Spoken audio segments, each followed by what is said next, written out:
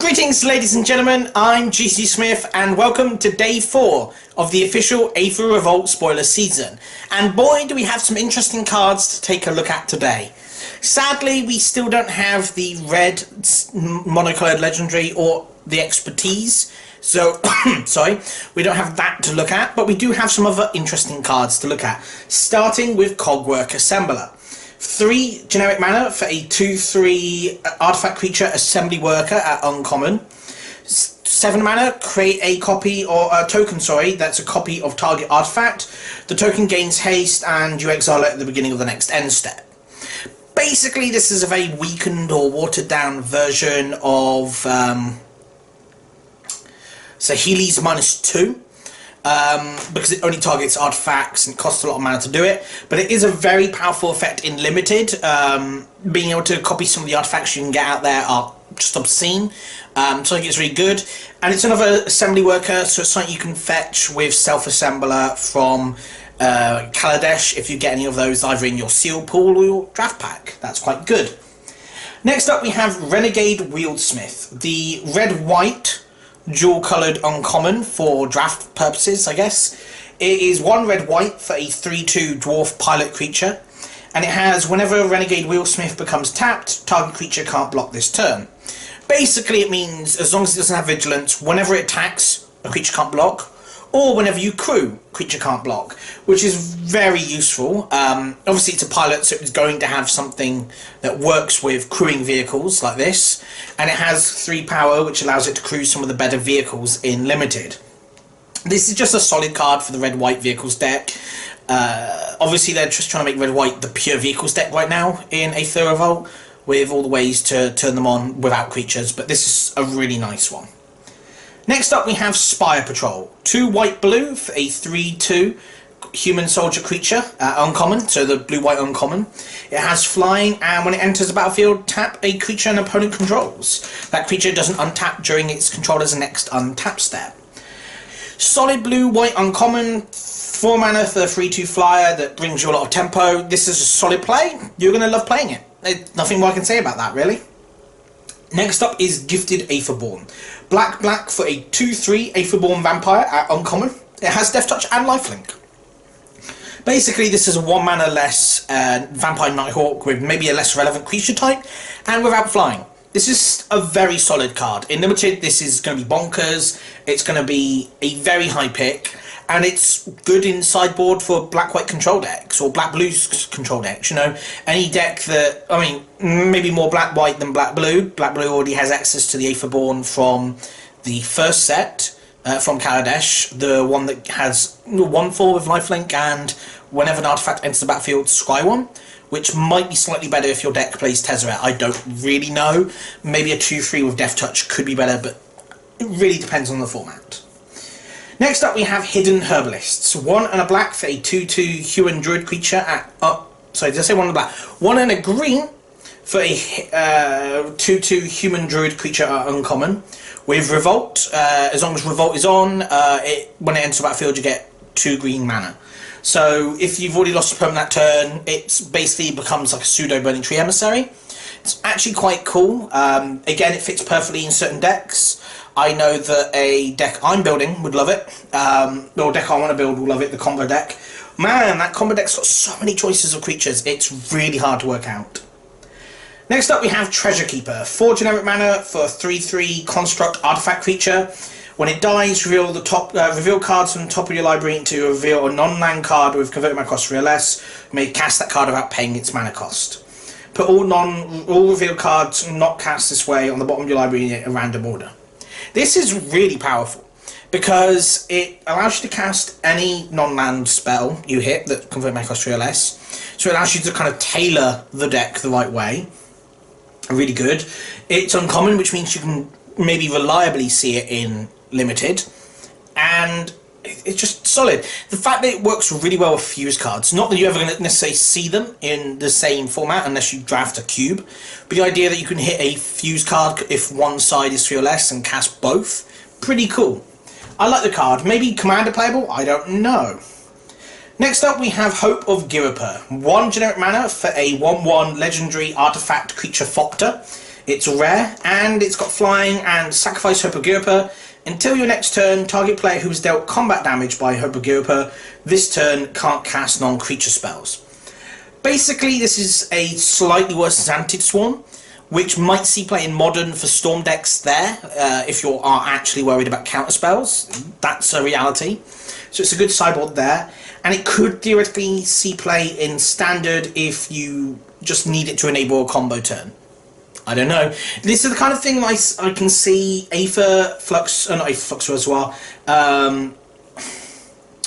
what's it called? The Aetherworks Marvel running, which I think is kind of sad. I don't think Aetherworks Marvel needed any support. In fact, it needed hate. I love the fact that Wizards said they've got answers to both Emrakul and Marvel in this set, and we've seen no real answers to it yet. So, who knows what we'll get. Probably nothing at this rate. Probably just empty promises. Still an amazing set, don't get me wrong. It's an amazing set so far, but I really, really want a Graveyard Hate and something like that to make the set a bit more playable. Next up we have a Life Crafter's Bestiality. Did I say that? No, sorry. Life Crafter's Bestiary, or Locket of Myths is another translation, so I don't know why I said that. It's 3 generic mana for a rare artifact. At the beginning of your upkeep, scry 1, and whenever you cast a creature spell, you may pay green. If you do, draw a card. Green EDH staple, yes sirree. Outside of that, I don't know where else it will see play. Standard, maybe you could see it in a grindier matchup against Control, sideboard it in. But other than that, definitely an EDH staple. Next up we have Aethersphere Harvester, 3 generic mana for a 3/5 artifact vehicle. It has flying, and when it enters the battlefield you get 2 energy. And you can pay 1 energy to give it lifelink until end of turn, and it has a crew of 1. Absolutely powerful card, bonkers and limited. If you open this at the pre-release you're laughing. It's solid, could even see a lot of play in Standard. Actually kind of goes really well in Control with Barrel. Because it's just a solid control card. I don't know. I just feel like in a really weird place right now because there's a lot of powerful vehicles, but they all require good creatures to play. And it just seems really annoying as a control deck that there's all these things you have to deal with that you can't deal with that easily because they don't die to sorcery speed removal. A little bit annoying. I don't know. This format looks really weird because there's so many powerful cards in Aether Revolt, and hardly any of them are good for Control. Control's had a few like if you look at the cards Control's gotten, they're mediocre across the whole set. Its only push card is Fatal Push, ironically. Otherwise, everything seems a bit tamer compared to everything else gets. Barrel looks incredibly weak when you compare it to a 1 mana 3/4 or 2 mana 4/3. So we'll have to see how the format develops once proper players start brewing, because I'm not that good, really. Hopefully one day, but at the moment I would argue that I'm not the best brewer in the world. Next up we have Heroic Intervention. Oh yes, another green rare bottom. 1 and a green for an instant. Permanents you control gain hexproof and indestructible until end of turn. Hey, I know! We're going to print these bomb green rares and give Control 1 answer to them. And then take away that answer by giving them a spell far better than anything like Blossoming Defense. Really, Wizards? Really? You know, I understand you don't like Control, but stuff like this is what you print. Green has been given so much favour in Standard for the last few sets, it's maddening. Right, there's so much power in green. Green even had more card advantage than blue for a while, and I would argue the green decks still have better card advantage than blue. Blue's only playable card advantage spell is 4 mana and draws 2. That's it. Any other form of card advantage your deck has is generally better than blue's. Oh well, that's my rant that green keeps getting good stuff. And then we have Heretical Thopterist. 3 blue red for a 2/2 human artificer creature with improvise. And when it enters the battlefield, create 2 1/1 flying Thopter creature tokens. This is a much better card to calm me down. This card is fantastic in Limited. 4 bodies for what will quite likely be less than 5 mana. You're probably going to draft a couple of artifacts that don't need to tap for any reason to do their stuff. So cool, you play this in that deck, make this cheaper. This is a nice limited card. Evasive bodies that come with it, and you get it for cheap. You know, it's solid. Really solid and limited. Blue-red have been fortunate with that. Then we have Metallic Rebuke. 2 and a blue for a instant at common. It's an improvised counterspell. Basically, it counters target spell unless it controller pays 3. Okay, not counterspell. Improvised mana leak, I guess, in many ways. Although I think this is a lot weaker than so many people are saying. There's so many people saying this is an amazing card, or very solid card. I think it's really weak. Control decks right now aren't playing many artifacts. The artifacts that is playing, it doesn't want to tap for something like this, and it doesn't play them early. And if you're building an artifact-based control deck, your artifacts need to do stuff. You know, they need to do stuff. The only artifact that's good with this, really, is Prophetic Prism.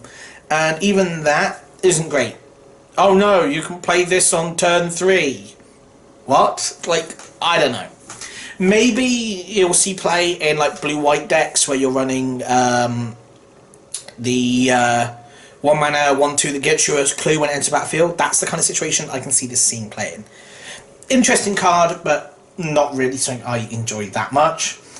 Now we have Ravenous Intruder. 1 and a 2 for a 1 and a red for a 1/2 gremlin creature at uncommon with sacrifice an artifact. It gets +2/+2 until end of turn. Hello, Atogs! This is basically an Atog creature, the kind of thing we've seen, without the exile from graveyard and do stuff again. I absolutely like this card. It's fantastic. Just brilliant. Sacrificing artifact to get +2/+2 seems amazing. This is going to be a solid limited card. Very high pick, I reckon, in the right deck. So that's all the spoilers we have for today. Nothing new else apart from that. Oh, I mean, there were some Planeswalker decks cards, but since they don't appear primarily in the main set, it's not really something I'm going to be talking about. You're not going to see them in draft or sealed. But you can go and look at them on MTG Salvation or wherever you get your spoiler cards. It's fantastic. There's a couple of interesting cards in there as well, and they follow the same pattern of previous cards. So overall, the spoilers today were solid. Again, I'm just a little bit fed up as a blue mage that green keeps getting given stuff to counter everything I do, when they're meant to be the card that just plays big creatures and hopes I can't answer them. And the fact that their answers to my answers are better than my answers, so their threats are better than my threats. It's just stupid right now. Wizards really need someone on their team that actually enjoys blue, I think, because blue mages keep getting shafted. Still, hopefully we'll get something else soon. Thank you very much for watching, and I'll hope to see you next time. Hopefully you'll see you tomorrow.